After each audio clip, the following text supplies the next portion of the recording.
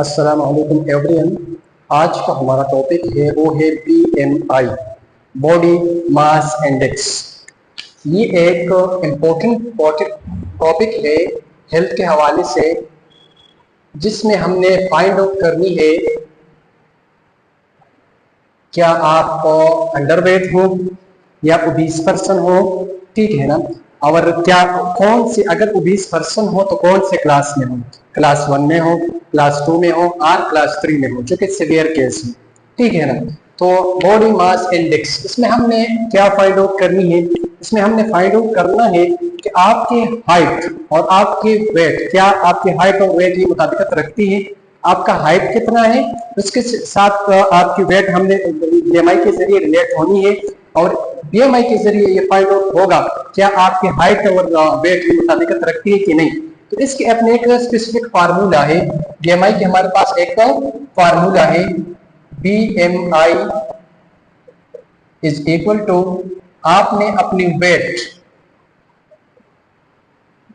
जो कि केजी में, आपने अपनी वेट निकालनी है जो कि केजी में हो, फिर आपने हाइट निकालनी है जो कि मीटर स्क्वायर में आपने लेनी है। हाइट को आपने मीटर में लेनी है, फिर उसकी मीटर स्क्वायर निकालनी है, फिर आपकी मीटर स्क्वायर आपने डिवाइड करना है किस पर, आपकी अपनी वेट पर। तो हमारे पास एक WHO ने एक क्लासिफिकेशन दी है बीएमआई की। WHO ने बीएमआई की एक क्लासिफिकेशन दी है। अगर एक बंदा है उसकी बीएमआई आ गई 18.5, इससे लेस आ गई, लेस देन 18.5, तो इसको कंसिडर किया जाएगा अंडर न्यूट्रिशन। इसको कंसिडर किया जाएगा क्या, अंडर न्यूट्रिशन। मींस इस बंदे में खुराक की कमी है, इसमें न्यूट्रिशन की कमी है, तो इसके साथ कॉम्प्लिकेशन आएगी, जो लेटर ऑन हमने डिस्कस करनी है कि अंडर न्यूट्रिशन बंदे में कौन सी कॉम्प्लिकेशन आएगी। अगर एक बंदा ओबीस है उसमें हमने थोड़ी सी ओवरव्यू देनी है को कौन सी कॉम्प्लिकेशन आ सकती है। For example there is a person and she or he has obesity, और इसने क्या किया, वेट को गेन किया, तो उस वेट की क्या कॉम्प्लिकेशन हो सकती है उसको हमने फाइंड आउट करनी है। तो चलो स्टार्ट कर लेते हैं। फिर इसके कैटेगोरिकली इसको डिवाइड किया गया है कि नॉर्मल हिट कौन सी है, ओबेसिटी कौन सी है, क्लास 1 कौन सी है, क्लास 2 एंड 3 कौन सी है। तो हमारे पास WHO ने जो क्लासिफिकेशन की है तो वो है 18.5 से लेके 24.9 तक, इसको कंसिडर किया जाता है नॉर्मल। ये बंदा फिट फाट है, इसके हेल्थ ठीक है, इसमें किसी चीज की कमी नहीं है, और ये इस हेल्थ को मेंटेन रखे। फिर इसके बाद 25 से लेके 29.9 तक, इसको हम कहते हैं प्री ओबेसिटी स्टेज। क्या मतलब, ये बंदा ओबीज नहीं है लेकिन ये ओबेसिटी की तरफ जा रहा।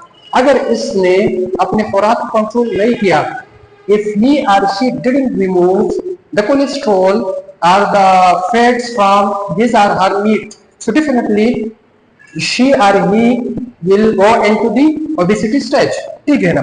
तो इसके बाद मेरे पास है 30.0 से लेके 34.9 तक, ये मेरे पास ओबेसिटी स्टेज 1 है, ये मेरे पास ओबेसिटी स्टेज 1। अब ये बंदा ओबीज है, अगर किसी की बीएमआई इस रेंज में आ गई, फॉर एग्जांपल स्टेज 2, तो 35 से लेके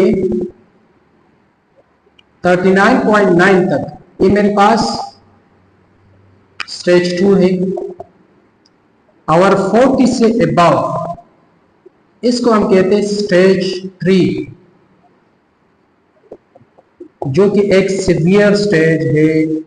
अगर किसी बंदे की यहाँ पर बीएमआई आ गई, so definitely he or she will face a more complicated consequence of this of their particular condition, ठीक है ना। तो ये अगर इस स्टेज में आ गए तो इसको जल्द से जल्द उसको कुछ करना चाहिए, डेफिनेटली उसमें मसला होगा। अगर इसमें क्या हो गया, ये मसला आ गया, तो आ जाते हैं BMI को फाइंड आउट। फॉर एग्जांपल एक बंदा है, उसकी क्या है मेरे पास वेट आ गई 50 kg, ठीक। फिर मैंने इसकी हाइट फाइंड की। मैं चलो जनरली हाइट को फाइंड किया जाता है फीट्स में, तो अगर उसकी आ गई 5.52 आ गई इसकी हाइट, ठीक है ना। तो आपने 3.2 में इसको डिवाइड करना है, इससे जो वैल्यू आएगी तो मेरे पास मीटर होगी। फिर उस वैल्यू की आपने स्क्वायर निकालनी, फिर उस स्क्वायर को इस पर डिवाइड करनी है और आपके पास BMI आ जाएगी, ठीक। अब यहां पर आ जाती है, फॉर एग्जांपल अगर किसी ने BMI फाइंड की और इसकी BMI 18.5 से कम आ गई, जिसको हम कहते हैं माल न्यूट्रिशन स्टेज में आ गई। अगर किसी बंदे की यहां पर BMI है, माल न्यूट्रिशन में है, तो डेफिनेटली इसको बहुत बड़ा मसला हो। क्यों? अब अगर ये बंदा माल न्यूट्रिशन में है तो क्या होगा, इसकी क्या इम्यून सिस्टम क्या होगी, कमजोर होगी, मेरे पास वीक इम्यून सिस्टम होगी। अगर वीक इम्यून सिस्टम है तो डेफिनेटली हमें पता है कि इन्फेक्शन के खिलाफ जो फाइट होगा, फाइट अगेंस्ट इन्फेक्शन, तो मेरे पास नहीं होगा। अगर होगा भी तो इम्यूनिटी कमजोर है, उस तरह नहीं होगा जिस तरह की हेल्दी पर्सन, तो रिपीटेडली इस बंदे को इन्फेक्शन आएगी। इसके अलावा यहाँ पर जो हीलिंग प्रोसेस है वो डेफिनेटली आपके पास क्या होगा, स्लो होगा, हीलिंग नहीं होगी। अगर एक बच्चा है और जिसमें ये BMI कम आ गई है, ठीक है ना, अगर उसने फॉर एग्जांपल माल न्यूट्रिशन है तो उसमें कंसिक्वेंस का उसमें ब्रेन डेवलपमेंट उसकी उस तरह डेवलप नहीं होगी जिस तरह एक नॉर्मल पर्सन की डेवलप होती है, ठीक है ना। फॉर एग्जांपल अगर किसी की BMI ओबेसिटी स्टेज में आ गई, एक बंदा ओबीज है, ओबीज पर्सन,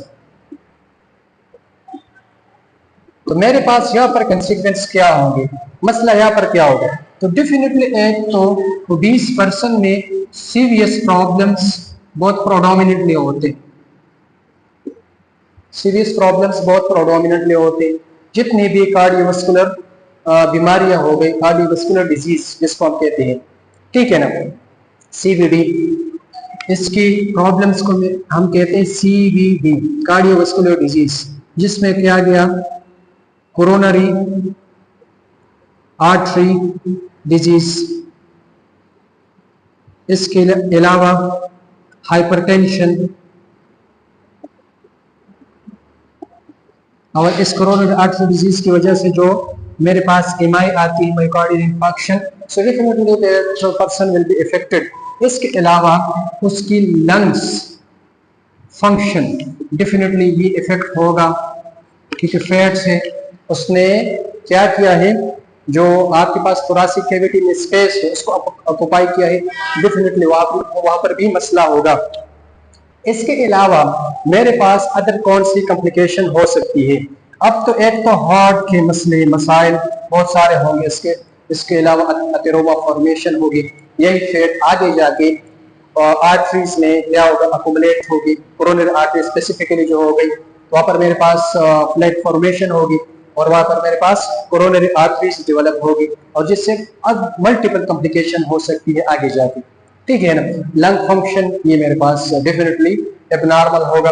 इसके अलावा इसके लिवर फंक्शन डेफिनेटली इफेक्ट हो सकती है, इसकी अदर फंक्शन जितनी भी बॉडी के फंक्शंस है, तो आपके लिए ये ओबीस पर्सन ये बीमारी की जड़ है, जितनी भी बीमारियां हैं इसके साथ रिलेट करती है।